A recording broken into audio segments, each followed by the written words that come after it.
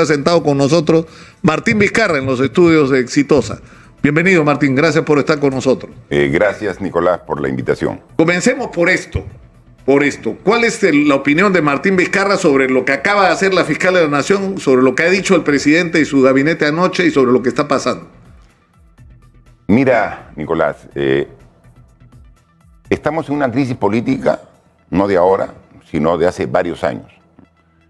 El cambio de gobierno, al asumir el presidente Castillo el 28 de julio del año pasado, pensábamos que iba a dar un respiro, que iba a entrar un nuevo gobierno, nuevos aires, con una nueva vitalidad y para mejorar las cosas. Generó expectativas y generó, como todos sabemos, ha generado confianza en la población.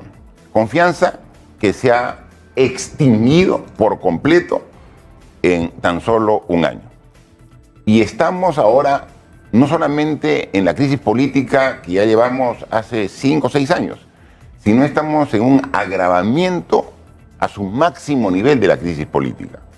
Porque ahora tenemos a los 3 poderes del Estado, ejecutivo, legislativo y judicial, haciendo un equilibrio inestable. O sea, actualmente hay un equilibrio inestable, que no sabemos por dónde va a ceder la situación. Pero en esas circunstancias el problema es que todos los peruanos estamos afectados. O sea, mi sentimiento es de dolor. O sea, a mí me duele el país por la situación que está atravesando. O sea, el Perú se está desangrando. Los índices de criminalidad se han ido al techo. Los precios, inflación, ha subido en septiembre la inflación, ya estamos en 8.5% la inflación del último año. Tenemos una incertidumbre donde la gente no sabe qué hacer. Yo estoy viajando, tú lo has dicho, ¿no? Estoy viajando por motivos políticos, sí. Yo veo desesperanza en la gente, veo que no ven salida en el corto y mediano plazo. Entonces, ante esa situación, el hecho que la fiscal de la Nación, como ente autónomo, envíe el día de ayer al Congreso esta denuncia, esta investigación contra el presidente de la República y calificándolo nada menos de líder de una organización criminal, al presidente de la República. O sea, ya no basta el mal gobierno que estamos sufriendo hace 14 meses. O sea, es un mal gobierno ineficiente que no genera expectativas en la población sin rumbo, sino adicionalmente el otro poder del Estado, el que administra justicia, dice que estamos liderados por un cabecilla de una organización criminal y sus 2 lugartenientes han sido los 2 ministros de los sectores con mayor capacidad de gasto. El exministro de Transporte, Silva, y el exministro de Vivienda, Alvarado, ¿no? O sea, esa es una situación gravísima. Pero ¿cuál es lo que empeora la situación, Nicolás? De que quien tiene que ahora definir esta situación es el Congreso. El Congreso que ayer ha sufrido la intervención de 6 de sus integrantes, los niños, y que son seguramente 6 por el momento, porque las investigaciones dicen que por lo menos son 13. Por lo menos son 13 quienes han cambiado favores con el Ejecutivo para beneficiarse de manera ilegal. Nadie dice que no debe buscarse el diálogo, la concertación, pero en búsqueda de lo mejor para el país, para los peruanos. En cambio, acá ha habido una concertación bajo la mesa, con apagada de cámaras de Palacio, incluido para que no sepan quiénes conversaban con el presidente, para decir, yo te apoyo a cambio no solamente de que es recursos para mi provincia, para mi región, sino que le des a esta empresa para que lo haga. Y mientras que eso ocurra, dale trabajo en una dirección del ministerio a mi allegado, a mi recomendado. Eso es inaceptable. Y ese Congreso es el que tiene que ver la suerte del Ejecutivo y del Presidente de la República. Es decir, ¿en ellos vamos a confiar? Ya, pero ¿qué debería pasar según tú? ¿Qué debería hacer el Congreso con esta papa caliente en la mano? Porque ahora lo acaba de reiterar la fiscal de la Nación, les está diciendo a los congresistas, señores del Congreso, está en sus manos. Mira, solo ustedes pueden decidir esto. Y lo que le va a decir también el Ejecutivo es que ya hay una denuncia contra la Fiscalía de la Nación, contra la fiscal de la Nación. Que es cierto, es un elemento... O sea, hay una denuncia, que esta denuncia también debe ser atendida,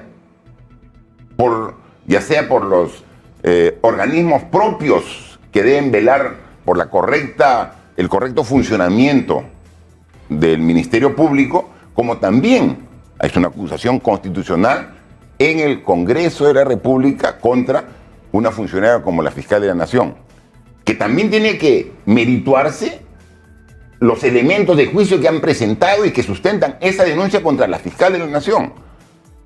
Es que tampoco se puede desestimar.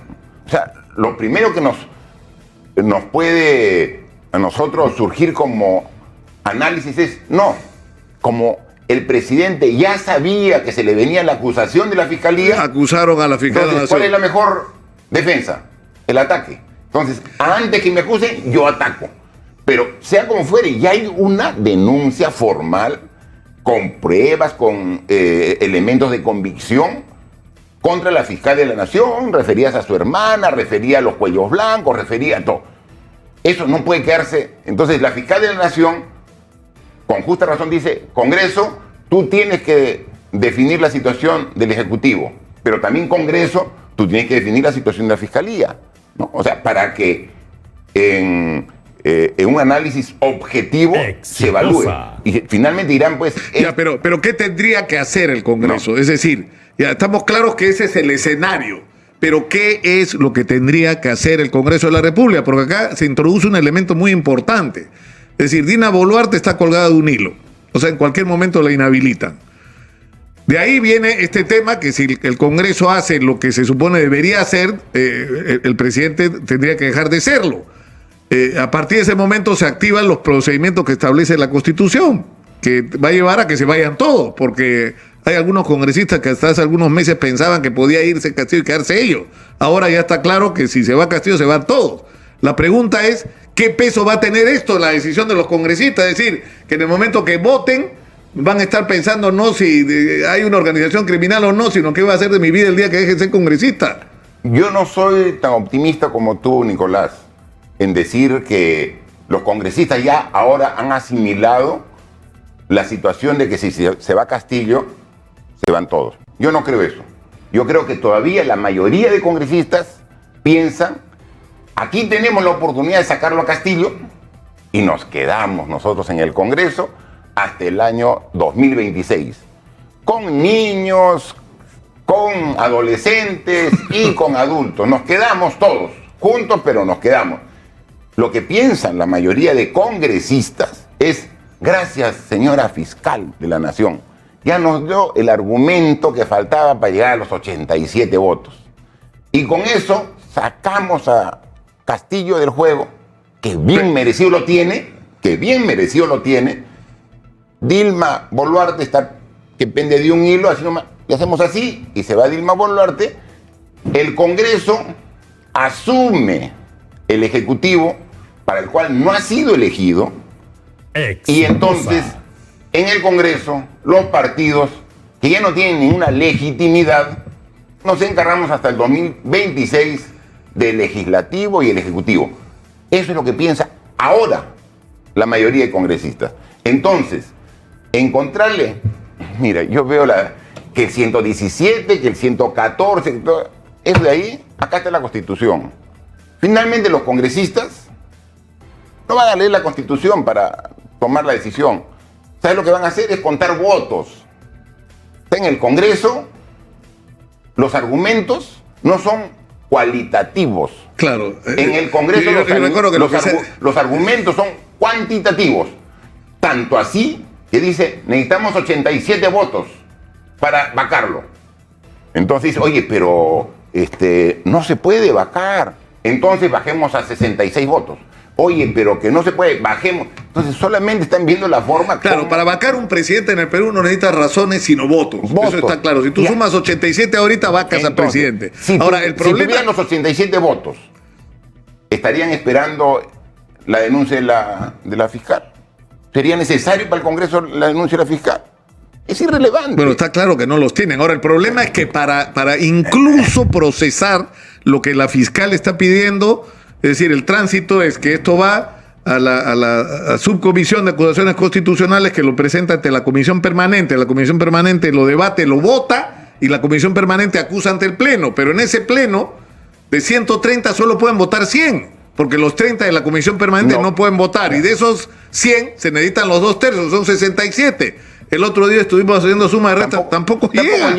Es increíble. Porque, claro, uno puede decir que baja el número de votos, pero si fueran 130. Exitosa. Pero como en la comisión permanente se van muchos de los que quieren verlo fuera Castillo desde el primer día, también salen de los que quedan en el pleno, porque es la cantidad del pleno menos los de la comisión permanente. Castillo en algún momento le tiene que haber pasado por la cabeza cerrar el Congreso, ¿no? Cuando salen esas encuestas que dicen 6% de aprobación del Congreso de la República. Pero o sea, para tomar este tipo de acciones necesitas dos cosas. Primero, fundamento legal para hacerlo. Y segundo, fundamento y respaldo social para hacerlo, ¿no? O sea, respaldo y fundamento legal y respaldo y fundamento social.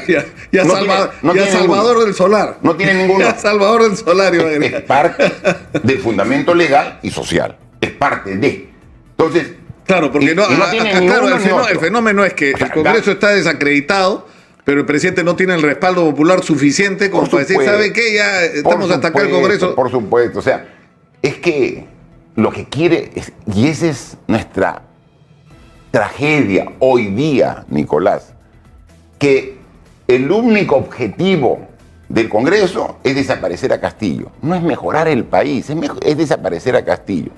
Y el único objetivo del gobierno liderado por Castillo es desaparecer al Congreso. O más que eso, sostenerse en el gobierno. Sí, pero por eso es que lo ataca, por eso ataca a la fiscalía. Entonces, el gobierno ahorita es un gato acorralado en una esquina donde está así solamente con las garras tratando de defenderse, ¿no? Entonces, un zarpazo es a la fiscal, la denuncia, otro zarpazo es a los niños, otro zarpazo. Es un gato acorralado, así. Exitosa. Panza para arriba, con las garras enseñando. Entonces, así puede gobernar, así. Ya, pero ¿qué tendría que ocurrir según tú? Lo que he dicho desde principios de año.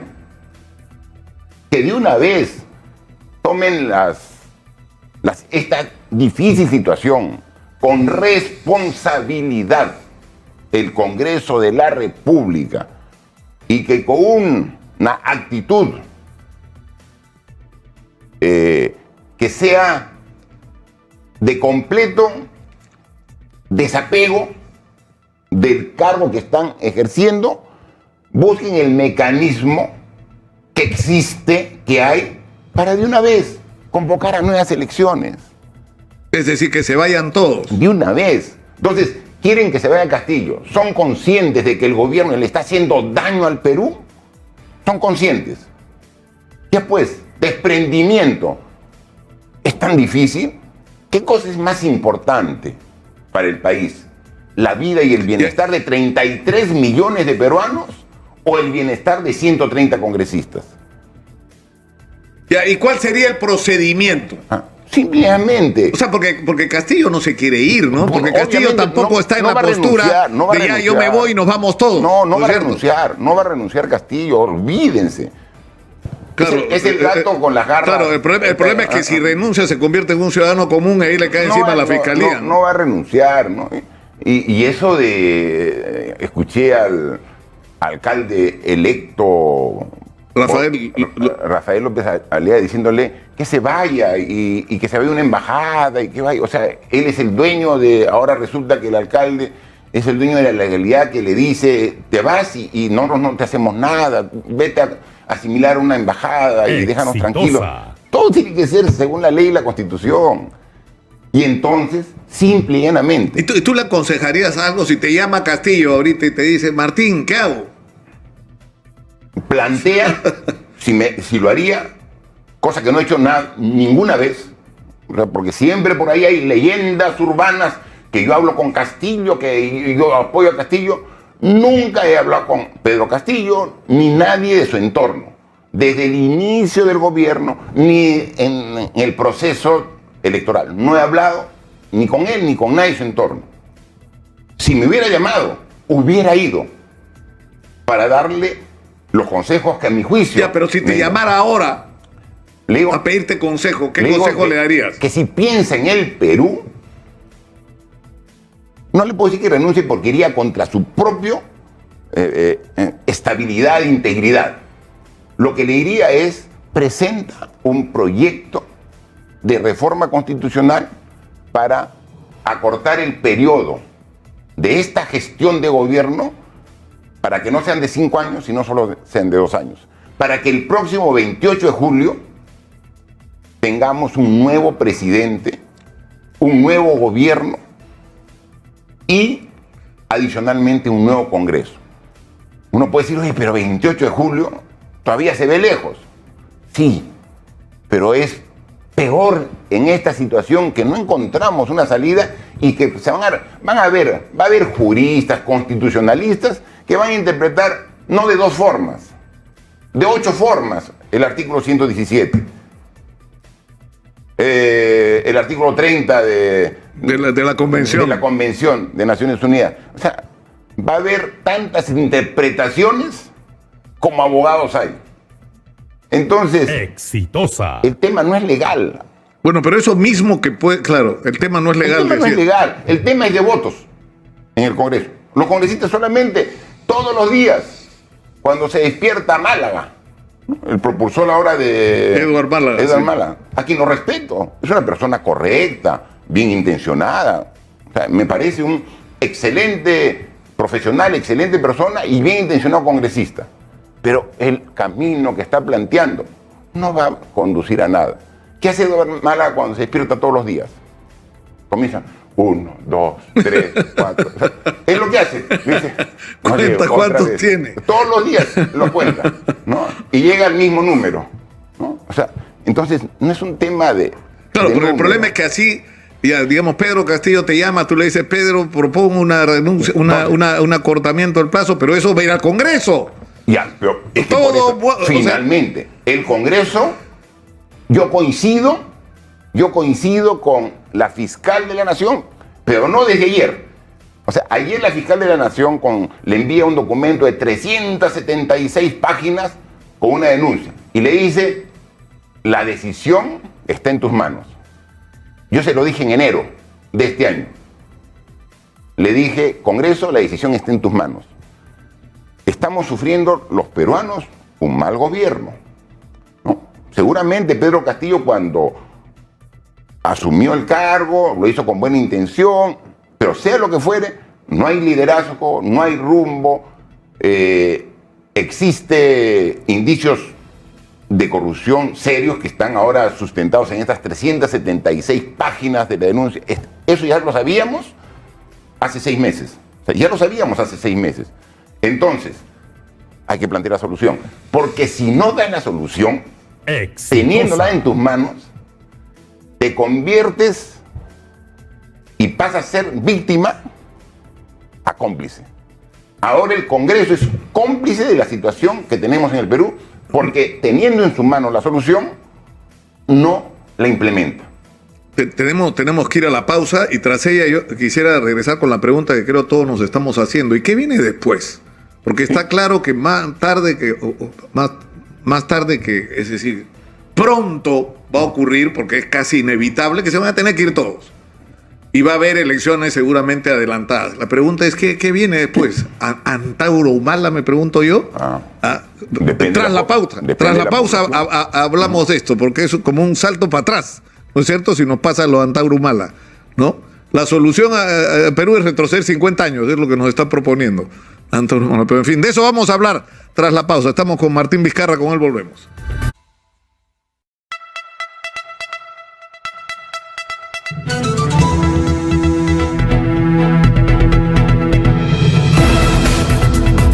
Estamos en Exitosa Perú, la voz de los que no tienen voz. Está en nuestros estudios el expresidente Martín Vizcarra y estamos hablando de qué es lo que viene ahora. Es decir, estamos en una crisis ya terminal, ¿no es cierto? Esto va a o sea, en algún momento tiene que acabar y una de las posibilidades, que no es remota para nada, es que se tengan que ir todos, ¿no? Y que haya que adelantar las elecciones. Ya, en ese contexto aparece Antauro Humala, levanta la mano y dice: yo mismo soy. ¿Qué es lo que piensa Martín Vizcarra sobre lo que tendría que pasar de aquí para adelante? Primero que nada, te digo que mi opinión, mi análisis, es que el que se vayan todos no debe ser visto como algo lejano. Deberíamos ver como la salida a la dramática situación en que nos encontramos. Y tengo la plena seguridad que el empezar de nuevo va a ponernos en una situación, nunca vamos a poder decir óptima, pero sí mucho mejor de la que nos encontramos actualmente. Y al decir mucho mejor es porque tenemos que entrar a elecciones generales, pero aplicando lo que está establecido ya como una de las pocas reformas constitucionales en materia electoral que se ha aprobado. Y que este Congreso puso un paréntesis para las elecciones municipales y regionales, que es que haya elecciones primarias. Es decir, que los partidos políticos propongan los candidatos, pero en elecciones abiertas, libres, donde la gente, los votantes sean los que decidan quiénes van a ser los candidatos. Filtren. Entonces vamos a tener mejores candidatos. No los que nos imponga el dueño del partido, no los que nos imponga una cúpula en base a quién da más por esta candidatura.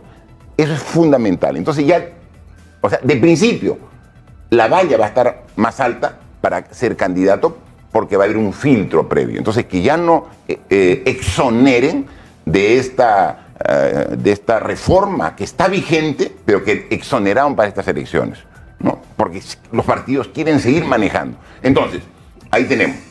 Y dentro de eso vamos a tener un abanico de posibilidades.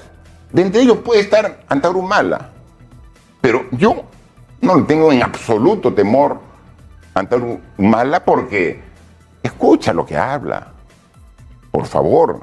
O sea, escucha el fondo de su mensaje. Hay gente que lo escucha con atención y está bien, porque ante el hartazgo en la que está la ciudadanía, debe escuchar a todos. Y debe escuchárselo también a Antauro. Hay que escucharlo a Antauro. Pero escuchémoslo y va a ver que no hay ninguna propuesta consistente. Aparte de decir cosas sin sentidos, tratar de volver 50 años al pasado, de aderezar sus intervenciones con bastantes lisuras y malas palabras, no hay nada sustantivo. Entonces, sí, la gente debe escucharlo a Antauro para descartarlo. Ahora, pero ¿por quién votarías tú en la próxima elección? Dicho sea de paso, ¿por qué votaste en Lima? Porque tú votas en Lima, claro, ¿no es cierto? Yo es la primera vez que he votado en Lima porque siempre he votado en Moquegua. Mi residencia siempre está en Moquegua, pero los últimos 5 años ya mi residencia está en Lima. ¿Y por quién votaste? Por Elizabeth León. Yo voté. Por el Frente Esperanza. Frente Esperanza. Yo lo dije, porque las elecciones municipales y regionales más se sustentan en las personas, en su conocimiento, en su experiencia y en sus propuestas, ¿no? Y yo, lo poco que se ha podido escuchar a los candidatos a Lima, realmente me llamó de manera muy positiva la atención Elizabeth León, ingeniera civil, conoce de construcción, que tanto le falta infraestructura a Lima, maestría en hidráulica, en fluidos, en recursos hídricos, otro problema de Lima, pero también tiene otra maestría en gestión de riesgos de desastres.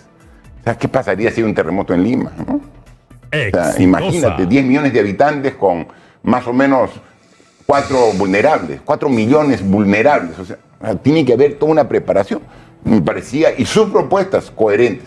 Entonces yo no soy de los que dicen, no quiero que mi voto se pierda. Entonces, ¿quién está ganando? Él. Entre los dos, voy a votar por el menos mal menor. El mal menor, no. Yo voto por quien creo que es mejor y dentro de la lista era ¿Y qué vas a hacer si se adelantan las elecciones? Digamos que si lo que tú propones empieza a operar, porque tú estás en este momento inhabilitado.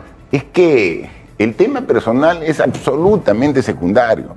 O sea, en una crisis como la que estamos, yo le estoy diciendo a los congresistas que tengan un pensamiento a favor del Perú, que tengan desprendimiento. Obviamente tengo que empezar por mi parte. Yo estoy inhabilitado y si las elecciones son de manera inmediata, estaré inhabilitado y no podré participar. Y eso es problema, no es problema, porque no estamos viendo qué me conviene, qué le conviene a Martín Vizcarra, qué le conviene al Perú. Le conviene que busquemos la mejor opción entre las que se van a presentar, con un filtro de que van a haber elecciones internas. Y eso, sí, nosotros hemos formado un partido, digo nosotros porque es un movimiento nacional, que es el Partido Político Perú Primero, y vamos a estar con candidatos, ¿no? Y presentaremos seguramente en esta lid electoral que se venga a futuro. Ya, pero si tú no pudieras ser, ¿quién sería? Elecciones internas. No es, ya, pero tú propondrías a alguien. A ti te en las elecciones internas y en las elecciones primarias, ¿por quién votarías tú si tú no pudieras ser? Es que estaría cayendo en el vicio que estamos viviendo. Está bien. Es decir, está bien. Va a haber elecciones internas, pero ¿sabes qué? Van a hacer una finta, porque este va a ser el ganador. No, no. Ahora, elecciones. Y puede presentarse candidatos de los más competentes de Arequipa, de La Libertad, de Piura, de Loreto. Y ahí se verá. O sea, yo no la conocía un mes antes de las elecciones a Elizabeth León. Y es cuestión, la ves, oye, una persona competente, todo. ¿Cuántas Elizabeth León, cuántas personas profesionales comprometidas hay en todo el Perú? Pero acá estamos viendo la persona mediática que hay. Eso es lo que tenemos que hacer. Hay que cambiar la forma de hacer política. Hay que hacer una democracia participativa, pero a nivel nacional. Ahora, el problema es que con los partidos que tienen, mira la crisis de Acción Popular, pues, ¿no? O sea, que no solamente tienes el caso de los 6 niños que están con las oficinas y las casas allanadas y metidos en unos procesos escandalosos, sino que es una expresión de una crisis política. Sí. No es solamente un caso de corrupción, sino, o sea, es un partido que es un partido emblemático, que ha sido importante, que ha puesto 3 presidentes de la República, ¿no? O sea, porque Belaúnde por elección, pero don Valentín Paniagua cuando fue electo como presidente provisional, y que en este momento pues tiene un sector representado por Mari Carmen Alba, que está desde el día que Castillo puso un pie en Palacio en guerra por la vacancia, y tiene en el otro extremo a gente del propio partido que hizo campaña a favor de Castillo, que ha respaldado al gobierno, que incluso dice que ha puesto al ministro de la Producción y que han estado políticamente cercanos a Castillo. O sea, y eso es solo uno de los casos. Eso, está claramente. Acción Popular no solamente está representada actualmente por los 6, sino 12 niños, ¿no? O sea, 6 son los que tienen ya mayores indicios, por eso están en esta primera. Exitosa. Pero lo que dice la información periodística que uno ve es que no son 6, son 12 niños. Pero Acción Popular es Mari Carmen Alba, que dice que los peruanos estamos divididos entre blancos e indios, ¿no? O Acción Popular es Manuel Merino, ¿no? Quien también, sin respetar la Constitución, se hizo de la presidencia de la República por 6 días. Entonces, esa Acción Popular obviamente no representa el ideario, la propuesta, la vida de Fernando Belaúnde Terry, ¿no? Entonces, tienen que hacer pues una limpieza total. Una limpieza total. Ahora, pero tú hablemos por un momento de lo tuyo. Tú estás inhabilitado, ¿por qué?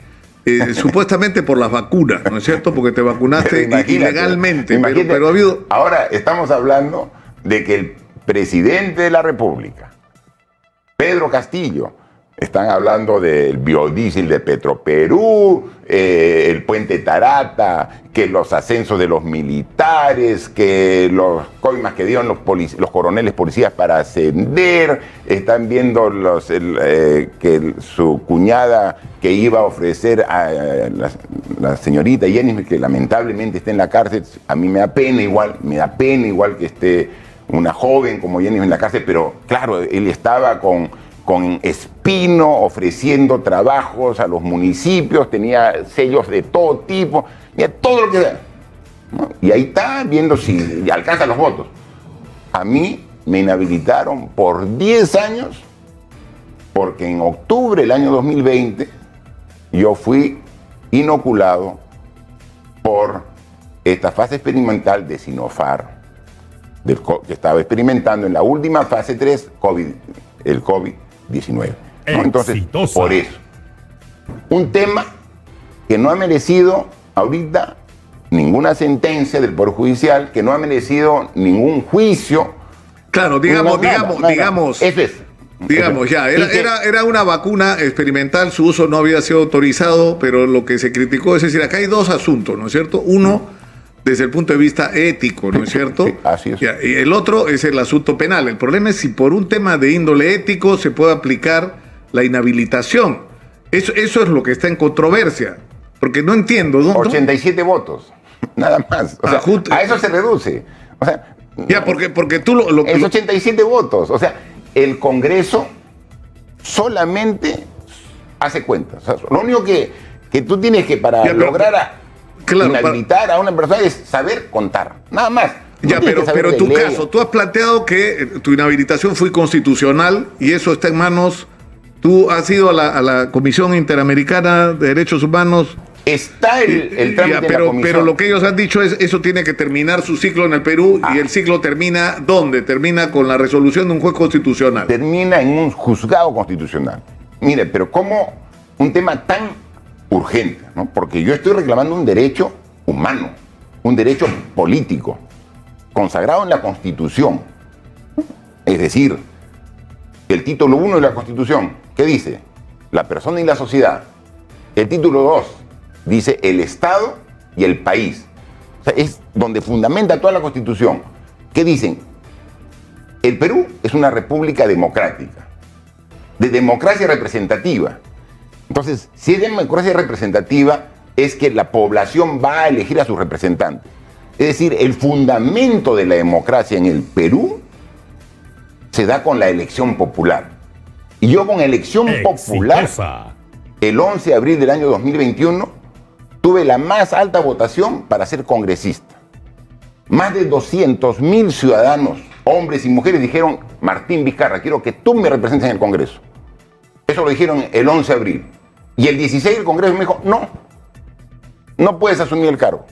5 días después, yo presenté en abril del año 2021 un recurso de amparo por esa medida, que incluso ha sido observada por la misión de expertos de la Unión Europea, que fueron llamados por el gobierno. Y desde abril hasta ahora... Mira, ha pasado año y medio, y recién el lunes, este lunes 10 de... Antes de ayer, recién este lunes, he tenido la oportunidad de hacer mi informe oral ante la jueza. Año y medio estoy esperando. Miren la justicia. Alguien hablaba y decía: Colchado ha presentado un recurso de amparo. Y dicen: pero miren cómo atentan a Colchado porque lo han programado dentro de 6 meses para la vista de su causa. Yo, congresista electo, año y medio, y he hablado con el 6º juzgado. He hecho mi informe oral. El lunes.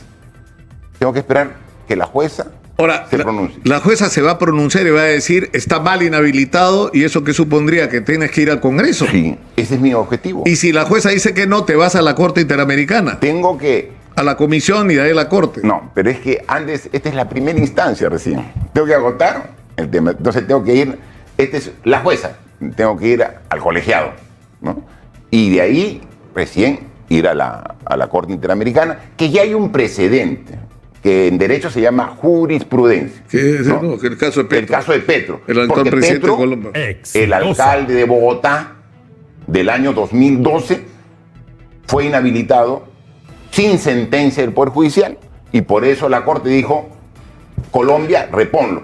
Exactamente igual. Ahora, no quiero, es decir, habría un montón de temas para hablar contigo. Hemos hablado en otras oportunidades de las denuncias por corrupción que hay en tu contra, pero hay un asunto particularmente que me preocupa y sobre lo que, o sea, me ha parecido sorprendente que no se le dé en los medios de comunicación la importancia que tuvo en su momento, que es el anuncio del inicio de operaciones de Queyabeco, que es la más grande operación minera del Perú, 5.500 millones. Y ahora es un desmadre en Moquegua alrededor de Queyabeco. O sea, pero ¿qué es lo que está pasando ahí?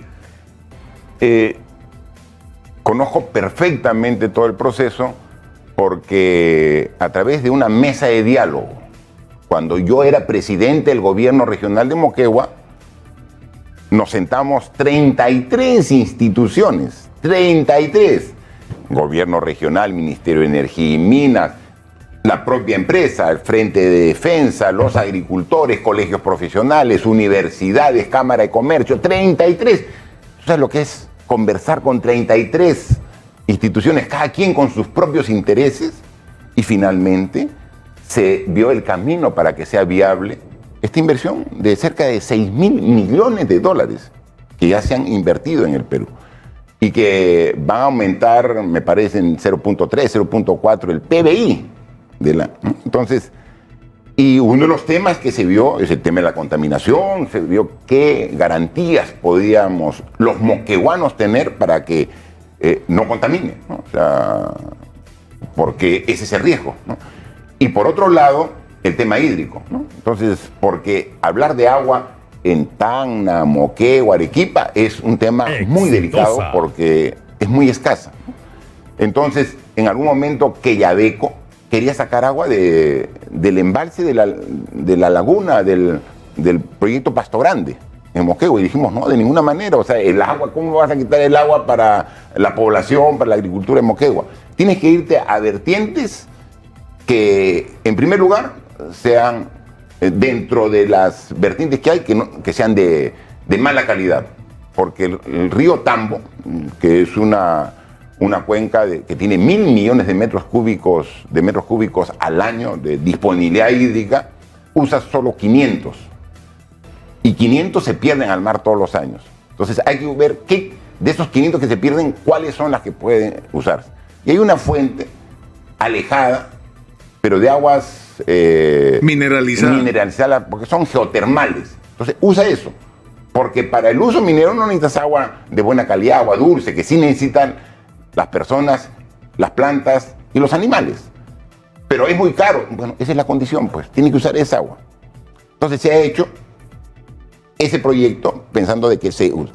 Y que esa agua que usa de mala calidad sea devuelta a la cuenca con una represa de agua de lluvias de buena calidad. Entonces no se afectaba a la cuenca, ¿no? Entonces, sé que en Arequipa, como es justo y lógico, reclaman y preguntan.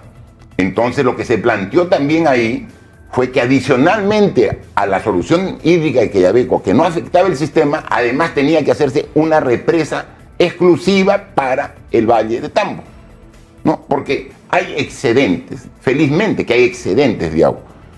Pero esa represa que se iba a hacer en Paltiture y después ya se determinó que es en Yanapuquio, que ya está el estudio hecho, está el presupuesto hecho. Exitosa. Ahí está, pues, los 4 presidentes.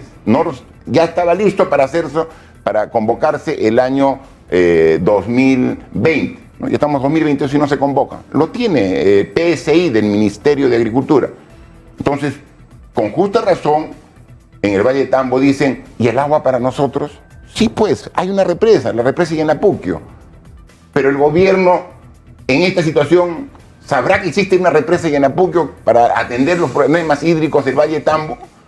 ¿Sabrá cuando está ahorita más preocupado en abogados, en contrademandas, en fiscales, todo? Ese es el problema. Ahora tú, para regresar a la política, porque tenemos solamente 6 minutos por delante, ¿Tú crees que estas elecciones han marcado el fin del fujimorismo? Es decir, es cierto que no desplegaron toda su fuerza, que fueron en muy pocos lugares, pero el solo hecho de que no hayan ido ya es una señal de que no están en el mejor pie, ¿no? No, es bastante curioso, por decirlo de alguna manera, que los dos partidos políticos que hace 1 año y meses, 3 meses, pelearon la presidencia y la república, pelearon el gobierno del Perú, Perú Libre y Fuerza Popular, el fujimorismo, hayan sido los dos más castigados en las elecciones del 2 de octubre. Mire, se ha elegido 25 gobernadores regionales, no han sacado a ninguno, ni de Perú Libre, ni de Fuerza Popular. Se han elegido 196 alcaldes distritales, provinciales. Fuerza Popular, tengo entendido que ninguno. Y me parece que Perú Libre, 2 o 3, de 196. Entonces, más grande debate que esa ya no hay, ¿no? Y entonces el castigo precisamente de todo lo que se está viendo. Porque la gente interpreta que la situación que nos encontramos en gran medida se debe a que esos partidos que están representados en el Congreso no plantean solución de fondo. Y entonces, la solución que ha planteado la fiscal de la Nación, seguramente con la mejor voluntad, no es la solución definitiva. O sea, van a darse seguramente 3 meses dándoles vuelta al tema en el Congreso. Van a seguir viendo que no, que acá dice, que yo digo, vamos a la Real Academia para interpretar el término. Vamos a ver, señores, capacidad de desprendimiento el Congreso. ¿Quieren seguir viviendo en esta situación que nos afecta a todos los peruanos? Yo estoy entrando aquí y veo el día 14, pasado mañana, se convoca a la 5ª licitación para la uria. Vamos a estar en el 2025 y vamos a estar en licitaciones de la uria, de la campaña de cultivos. Que ya empezó, ¿no? O sea, que ya está por terminar. O sea, claro. Ya las papas que se debían cultivar con fertilizantes que se necesitan ya están por darse. Y obviamente no va a salir una papa, sino va a salir una papita. No va a salir 25 toneladas forestales, sino saldrá 14. ¿Por culpa de qué? De que no hubo fertilizante. Y yo veo, no, pero ahora el 14 vamos a hacer otra licitación. Entonces, me hablas de Quellaveco. La solución es simple, Presa y Anapuquio. Y el Tambo va a tener agua regulada y de calidad, el Valle Tambo. Pero alguien, la ministra de Agricultura, sabrá lo que es la Presa de Anapuquio. El Premier sabrá. Yo he visto un tuit de Premier que no, que están con la inversión, que no sé cuánto. Pero no es declarativo, es soluciones. Como hasta ahorita, en La Libertad. Eso te iba a hablar, Palo Redondo. Yo he dado la solución hace 3 años, cuando estaba todavía en el gobierno. Ahí lo único que queda para Palo Redondo, y lo vuelvo a decir, es resuelve el convenio con Odebrecht. Odebrecht es la empresa más corrupta que ha trabajado en el Perú. No puedes terminar esa obra con Odebrecht. ¿Y quién todavía es el socio? Crañi Montero. O sea, los dos estaban haciendo esa obra. La obra está al 90%, falta un poquito. Yo he ido a Palo Redondo, le he visto la presa, impresionante, falta un poco.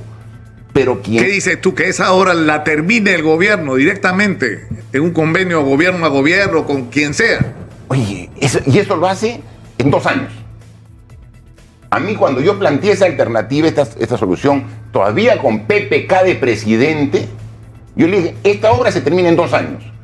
No, mucho tiempo. Tenemos que verlo lo más rápido que Odebrecht lo termine. Le digo, Odebrecht lo que toca lo mancha, porque ya está considerada como la empresa más corrupta que ha estado en el Perú. Entonces, olvídate de Odebrecht. No, es que con Odebrecht lo hacemos en 1 año. Le dije, mira, resuelve el contrato.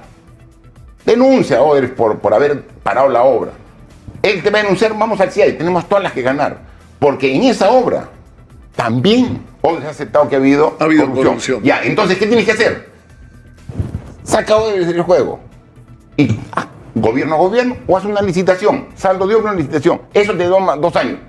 Pero no, es mucho tiempo 2 años. Bueno, ya pasaron 6 años. Martín, entonces, decisiones debe tomar el Ejecutivo, cosa que no hace. Las únicas decisiones que toma este Ejecutivo son de carácter legal.